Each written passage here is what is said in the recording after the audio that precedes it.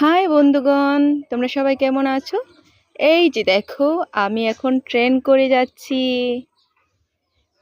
Train করে যেতে যেতে অনেক অনেক আনন্দ হয়েছে। তো অনেক গল্প করেছি আমি আমার মেয়েকে নিয়ে। তার মধ্যে ভিডিও করে রেখেছি তোমাদেরকে শেয়ার করব বলে।